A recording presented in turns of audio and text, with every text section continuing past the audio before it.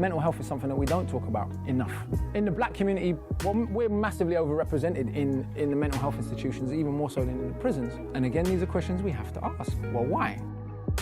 But once you get a control and an understanding of who you are, no one can use you against you. No one can ever use your mental illness against you. You've already spoke about it, so what you got? The biggest point in life to resolve mental health is like giving a fuck about a person. Where did you get the courage?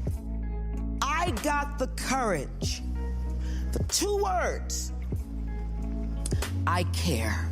It's Chill Will Radio, where connections will be made, advice will be given, jokes will be told, and things will get real. My name is Willis Cooks, and I'm your host. But understand this show is not meant to be used as a substitute for a relationship with a licensed mental health professional. Enjoy the show, y'all.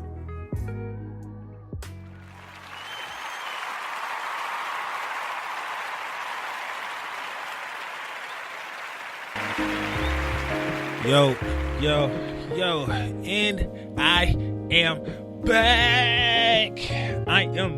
We are back. You are back. Welcome, ladies and gentlemen and ladies, fellas and girls and fellas, and everyone else in between. Welcome to another fabulous, fantastic, magical, magnificent episode of Chill World Radio, man. This is Willis Cooks, and I am your host, man. Here we are talking about all things mental health. We are talking about all things mental health, the good, the bad, the ugly, the taboo, the not so taboo, the things we're not supposed to be talking about, all the good stuff. That's what we're talking about here on this show. It's Chill World Radio, man. Thank you. Thank you to everyone that's listening. Thank you to everyone tuning in right now. I thoroughly appreciate you. Thank you to those individuals who will be listening halfway into the show, midway into the show, whenever you get into the show. Good looking. Thank you to those individuals who will listen tomorrow, the next day, the next year, the next month, whenever. Good looking, man. And thank you to everyone that's not listening at all. Thank you to everyone that's not listening at all, man. I thoroughly appreciate you. You probably won't be listening right now, but you will be listening, and you will be tuning in, catching on, whatever. You will be catching on soon. Let me get my levels right, get these mics right, because I sound kind of off. Hopefully, I am a little. There we go. Feel a little better. A little something. Okay. First and foremost, Willis, how was your week, my man? How was your week? Week was pretty good. Pretty good. I believe last week I was talking about how I felt as if I was starting to get a little bit burnt out, right? This week I don't. This week I don't feel like I'm getting a little bit burnt out at all. I believe the only reason why is because I spoke about it last week, right? I was a little bit more vocal about my feelings around being burnt out, because before this, I would be like, nah, I'm cool. Like, I'm the type of individual that does not believe in stress, right? I do not believe in stress. I don't believe I can stress out. Let me clarify that, right? I do not believe I'm the type of person to stress out, right? I feel like I can handle anything and everything, no matter what it is. And I believe that I got to a point to where I had to realize, like, Willis, you gotta chill. It's okay to be stressed. It's okay to feel burnt out. It's okay to just not be okay. And it takes a good minute for me to come to terms to that. It takes a real good minute for me to come to terms to that, but I have to do that. So last week I was like, and then I was also agitated and irritated, but this week I feel a little bit better. This week I feel a whole lot better. This week, it did not seem like a long week, but it was kind of long. All of my jobs are going swell. Diddy, I told my girl this yesterday, a few days ago, whatever. I think I'm finna get another job. Diddy dropped his head. I think I'm finna try to get another job. Already so far, I have 4 jobs right now. And I'm thinking about getting a 5th. Well, let me say that. I'm thinking about getting a job to thoroughly replace one of my jobs, right? Because I just get frustrated, right? I get to a point when I'm the type of person that gets bored very, very easily. And then I get to a point to where I get bored, right? When I feel like I can do the job with my eyes closed and it gets boring and there's no sort of excitement, I just start to get real, like, I don't care for the work anymore. And I get bored quick. I get bored fast. And that's always been me. So I got to find something new to throw into my system. Maybe I don't need to find something new. Maybe I need to do something new in what I'm doing already. Right? Maybe I don't need to throw something else onto my system. Maybe I need to do something new within the things that I'm already doing. Maybe I should do that. Instead of just getting up and leaving, let me work with what I have. See, that's and I have a habit of doing that, right? When I get bored, I just get up and leave and go somewhere and go find something new. But we get bored because it's just the place that we're in. We just kind of grown out of it. But we've grown out of the things that we were doing, you know, whether it's a job, whether it's with the person, whether it's whatever, you know, we probably get bored with that person, but maybe that's not the case. Maybe we just need to throw something else in there. You know, maybe we just become comfortable with what that person has going on. You know, saying with the job, maybe we just become comfortable with what the job is going on. We need to throw in some sort of new excitement instead of just getting up and leaving like I'm used to doing, right? So, you know, maybe I'm gonna try to do that, right? Figure out what to bring into the mix, right? So, moving on forward into the main not the main topic. Moving on forward into the self-care piece. Yeah. Moving on forward to the self-care piece, man. The one thing that I would like everyone to do after this, the one thing I would like everyone to implement within their self-care regimen is do something alone. Do something alone. Do something by yourself, for yourself, with yourself first, right? Go to the movies by yourself. Go to the beach by yourself. Go on a date by yourself. Go to a comedy show by yourself. Go out to eat by yourself. Go to dinner by yourself. Do something by yourself. The reason why doing something by yourself is so important is two primary reasons why that's so important. Very critical reasons. One, it gives you time to learn yourself, right? When you're by yourself, you're able to learn yourself. It's just you and your thoughts.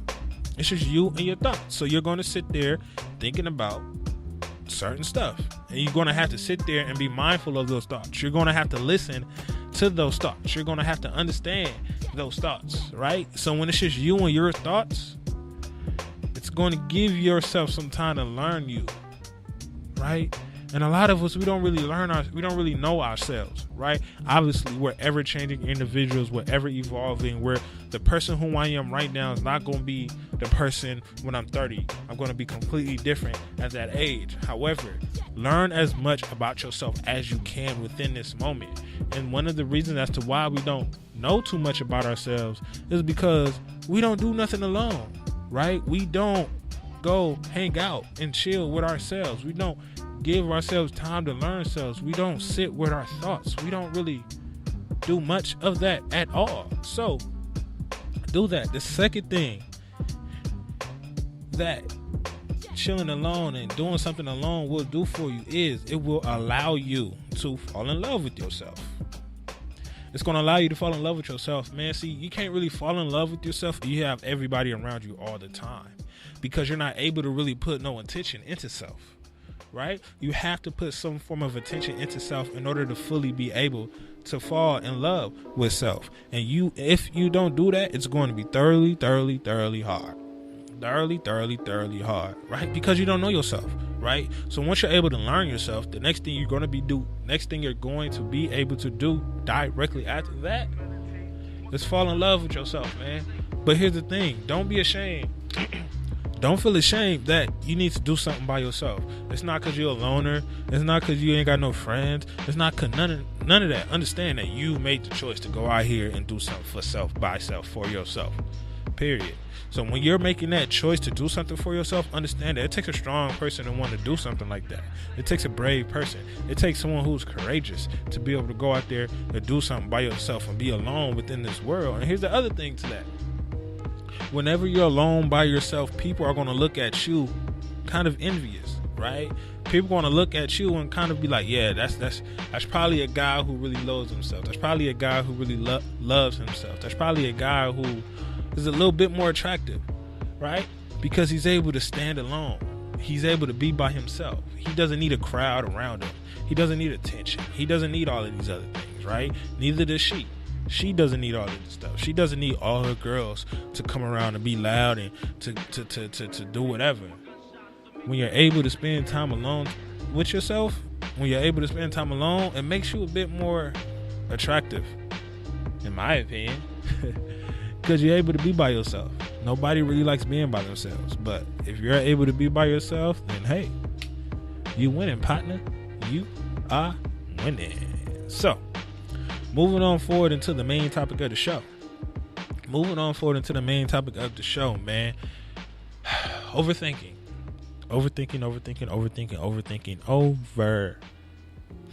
We think too much. Maybe we don't think enough. Maybe we're thinking too little. But whatever it is, we're doing something that's driving us insane, right? This is a common thing. And the reason why this topic kind of popped up in my head was because I remember I was sitting down yesterday, as a matter of fact. Trying to figure out, Willis, what's going to be the topic for the show. It's last minute because normally I never wait that long to plan for the show. I plan for the show like earlier in the week. That gives me time to kind of sit with it. But yesterday I'm thinking like, yo, Willis, what you gonna do? Are you gonna do this? Are you gonna do that? You gonna do this? Then I start to get little insecurities about like, and that ain't good enough, and that's not original, and I touched that topic before, and should I invite a guest? I start to think all of these other things, but then I had to sit there and realize that like, yo, you putting too much thought into this.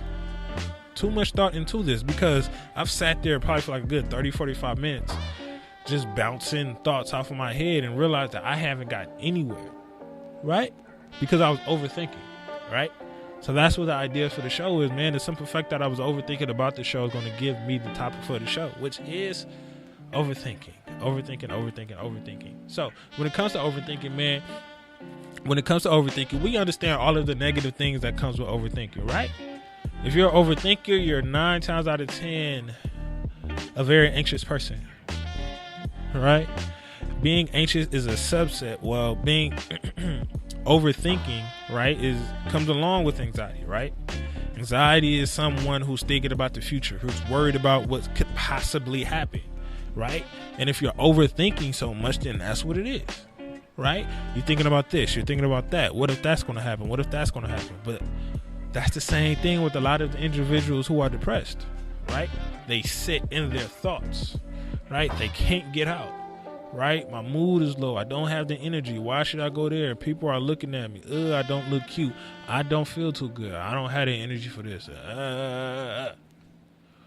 We overthinking all of these situations, right? Overthinking is a symptom of a lot of things that go on in our life, right? Because we either too far ahead into the future, that's where the anxiety comes from, or we're too far back into the past, and that's where the depression comes from, right? We never really are still. We never really are present, right? So that's why overthinking can sometimes drive us insane, drive us crazy. You know, overthinking, you're not going to be able to sleep, right? You're not going to be able to sleep. Man, one who can sleep has a peaceful mind, right? A lot of those individuals who aren't able to sleep, it's probably because their mind is racing, bouncing off ideas, going back and forth, thinking about this, thinking about that. They worried about this, they worried about that, they worried about whatever it is, so they're not going to be able to get no sleep, right? We all know that overthinking is going to cause you to not get any sleep. Overthinking is going to cause your anxiety to get higher, get worse. Overthinking is going to cause you to be a little bit more depressed because you're going to talk yourself into a hole, right? You're going to dig yourself down a rabbit hole, down some shit that doesn't even matter, especially for someone that deals with irrational anxiety, right? You're going to start to think about things that don't even make sense. Things that don't make sense at all, right? And that right there is just going to drive you down this hole that you probably will never be able to get out of. Well, you can get out of it, but you ain't going to pull your own self out of there. You're going to be over there climbing and reaching for someone else, and it ain't really going to work. Ain't nobody really going to be there for you, I guess, right? So, overthinking. The one thing that I do hate, right? And a lot of my patients, right? Whether it's in a psych hospital, whether it's in individual therapy, whether it's at the rehab or the hospital, whether it's whatever, even with myself and even with just friends, right? A lot of us, we overthink. None of us don't like to overthink. None of us enjoy it. It's something that slows us down, right? We get mad at the fact that we're overthinking, and then when we're overthinking about things, we're not ever going to be able to do the thing that we really want to do. Like one of the ways I overthink about anything, what's an example? Shit, let's talk about within my relationship, right? My girl's in here, which is why I popped up in my head. Within my relationship, right? One of the things that I overthink is that, you know, when I feel some type of way, right, my ego and my pride forces me to shut down. Because I sit there and think, like, man, Willis, you're stupid for getting mad about this. You're stupid for getting agitated about this. Why are you feeling this way? You know, I start to think, well, does this really matter? Does this really matter? You know, should you really even talk about this? Should you bring it up? If you bring it up, are you going to sound like a bitch? If you sound like a bitch, that's going to be an issue. And Willis, you ain't no bitch. You know? What if that leads into another argument? If that leads into another argument, I'm just going to be mad about the fact that I thought about this. That in turn is going to cause me to never talk about my feelings. That in turn is going to cause me to never really just be open about what's going on, right? My biggest issue when it comes to a lot of things is that I don't talk about my feelings. Right? I have no problem talking about my feelings when it comes to certain subjects, certain opinion. I have no problem giving my opinion towards something. There we go. I give no problem telling you how I feel about an opinion. I have no problem doing that. But when it comes to like, hey, I get mad, I don't want people to know that I'm mad, which is weird. Because I'm chill. I'm chill will. I'm not supposed to get mad. But I overthink that. So in turn, I just shut it down. Don't say nothing. Right? Don't say nothing at all. And the thing is like all of my patients, all of my people, all of my friends, we all go through that. That is something that's a very common thing. And the one thing that aggravates me the most is when people tell you just like, yo, stop overthinking. When people tell you just stop overthinking, as if like your brain is this light switch that you can cut on and off. Think, overthink, think, overthink, think, overthink. Like that's not the way our brain works, and it's not that simple. It's not. I absolutely hate it when people tell us to stop the overthinking, because this is what's going to happen. I'm going to sit there and listen to you, right? I'm going to stop overthinking. I'm going to try to stop. I'm going to stop overthinking. And then once I stop overthinking, I'm going to start to overthink more. Then once I start to overthink more, I'm going to get mad. I'm going to get agitated. Why? I'm going to get agitated because one, the advice that you give me ain't working. And then two, I'm purposely trying to not overthink, but now I'm overthinking. So me overthinking is going to make me mad. Stop trying to do that. And stop telling people to just stop overthinking, right? There are certain steps that you should do. There are certain things that should go on, and we need to be able to understand that when it comes to overthinking, it's primarily because there's an unresolved issue that we're not really focused on, right? We're not really focused on. There's an unresolved issue that we're not really focused on. So when you're overthinking, one of the ways to be able to stop to overthink is to sit down and ask yourself certain questions. You know, what's the underlying thing about me overthinking? Why am I overthinking too much? Right? What's the reason for this? Right? Does this even matter? Right? Because what's going to happen is our brain is just trying to problem solve. That's all our brain is really, really trying to do. Our brain is trying to problem solve, but the thing is, we look for too many problems, and our brain never has the ability to solve. We look for too many problems, and our brain never has the ability to solve. So you have to ask yourself, what is the problem? Don't just say overthinking, because that's vague, right? Get a little bit more specific in what that problem is. Pinpoint that problem out. So you can find something to focus on, right? Find a thought to focus on. Find a problem to solve, right? We're overthinking because there's all these problems going on in our head, and they just stacking on top of each other, but we don't know where to start because we're not asking ourselves, why am I even overthinking about this? Why does this even matter? Right? And then sometimes that won't work. Sometimes your overthinking just get too crowded. You're just going to start to get really anxious. You're just going to want to scream and just, So when that happens, write it out. Write your thoughts out, man. I'm a huge proponent and a huge advocate for anybody to write whatever out.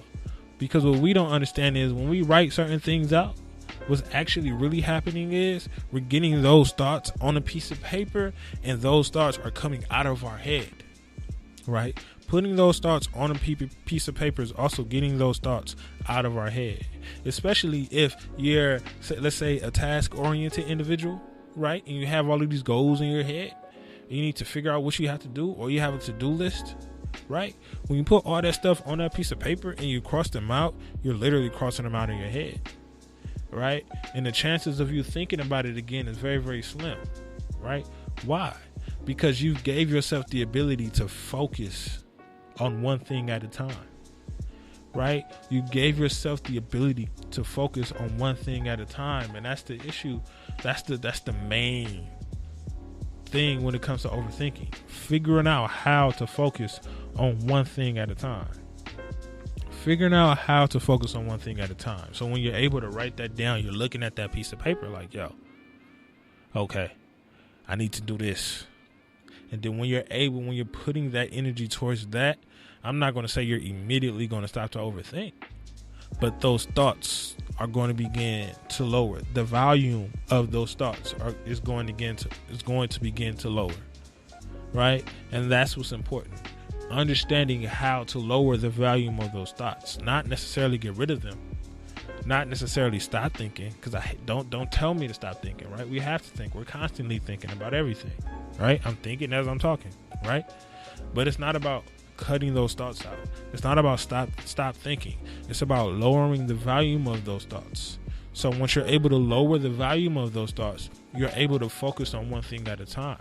You're able to get things done. You're able to be a little bit more at peace. You're finally going to be able to sleep because your head isn't as loud. The things that are going on inside isn't really bothering you that much, right? You're not as distracted because you don't have all them thoughts bouncing around, right? I say this all the time, right? When you have problems with controlling things, find the one thing you can control. Same with those thoughts that are in your head. Of those thoughts that are going back and forth, which one of those thoughts are you able to control within the real world, right? Because some of the thoughts that we have are very, very unrealistic, right? We have a lot of unrealistic. So out of those unrealistic thoughts, which one is realistic? Which one could you actually do? That one you can actually do. That one you can actually take act on. That one you can actually behave towards. Do that. Right? Do that. Now, make sure whatever thought that is, it's not going to hinder you any type of way. It's not going to hurt you. It's not going to kill you. You know, make sure that's going to happen. But figure out what you can control. Figure out what you can control, because our thoughts is the one thing that we always tend to believe that we can't control. Right? And I'm not a fan of saying control your thoughts or control your behavior or control this or control that, because I don't like confining people to a certain box. So when you're telling someone to control something, that's what you're doing. You're putting them in a box and telling them to only do this at this certain time. It's not about controlling it. It's about maintaining it. It's about being at peace with the madness that is going on within your head, right?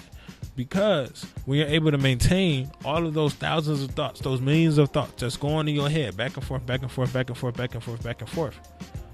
When you're able to do that, you're able to be at peace, right? You're able to be at peace. You're able to slow things down. You're going to be able to get more things done. Your anxiety is going to begin to lessen. You're not going to have problems with your anxiety as much as you once have, right? So when it comes to overthinking and anxiety, it's not about let me conquer my anxiety so that way I want to conquer my overthinking. No, let me conquer this overthinking, because that's going to in turn lower the anxiety, right? Because anxiety is this big thing, right? Anxiety have all of these symptoms. So with anxiety, you could fidget, you could sweat, your stomach could get really bubbly and all this other stuff. You could overthink, you could talk too fast, you can get nervous, you could shake, you can do all of these things. So let's not try to conquer anxiety, but try to conquer that overthinking. Try to find that one thing you can't control. So that way, of those tens of hundreds of symptoms that comes with anxiety, at least one of them you have control over. Same with depression, right? If you're a depressed overthinker, stop trying to deal with your depression. Deal with one of those symptoms. Figure out what you can't control, because if you're trying to deal with the depression, what's going to happen is you're going to be all over the place. I'm crying too much. I'm isolating. I'm withdrawing. I don't like being around here. I can't sleep. I'm overeating. My mood is low. I have no energy for nothing. I'm not interested in none of the things that I used to be interested in. So where are you going to start if you're trying to focus on the depression? So focus on the overthinking. That in turn is going to help lessen the depression, right? Focus on the one thing at a time, right? Focus on the one thing you can control, right? Because another thing that you can also do when you're trying to figure out how to stop this overthinking, as always, get up, move. Get up and move, right? Have you ever noticed that our brain becomes loudest when we're actually sitting? Our brain becomes the loudest when we're sitting, where we're not doing anything, when we're just watching TV, when we're laying up in the bed looking at the ceiling in this dark ass room, right? When your body is at rest, your mental is racing, right? So if you're trying to slow down your brains, if you're trying to slow down those cognitive thoughts, get your body up, get up and move around, go do some push-ups, go walk around the block, go do a chore that you've been holding off, go fold them clothes, go wash, go for a drive, do the self-care piece that I said earlier, do something alone, do whatever, just get up. And once you're able to get up, things are going to begin to lessen. Those thoughts are going to begin to die out, right? Those thoughts are going to begin to die out. Those thoughts are going to begin to lessen. The volume of those thoughts are going to begin to die out, man. So when it comes to all of those things, we have to move around. We have to figure out exactly what we are thinking about. I said that earlier. Figure out exactly what we are thinking about. Because I'm thinking about this, I'm thinking about that, I'm thinking about this, I'm thinking about that. It all comes back to control. Figuring out what you can control. Not controlling you, but figuring out what you can control. Figuring out what's the one thing you can put your hands on and say, I got this. Right? Because there's a lot of different types of ways in which people can stop their overthinking. Right? But overthinking is a subset of control, right? Or lack thereof. We feel as if we don't have control over this situation because we're not overthinking within a situation that we can't control. We're not overthinking when it comes to taking a shower. We're not overthinking when it comes to brushing our teeth. We're not overthinking when we're going to the bathroom. We're not overthinking when it comes to stuff that we know we could control. So if you're having a hard time conquering overthinking, work at your control factor. Look at the things you can't control. Look at the things you can control. You know, what's your perspective on that? Right? Are you so hooked up on everything that you can't control that's clouding your mind? Because if you have a bunch of things that you can't control within front of you, that's when you're at peace. You know, I'm at peace when I'm driving because I can control this car.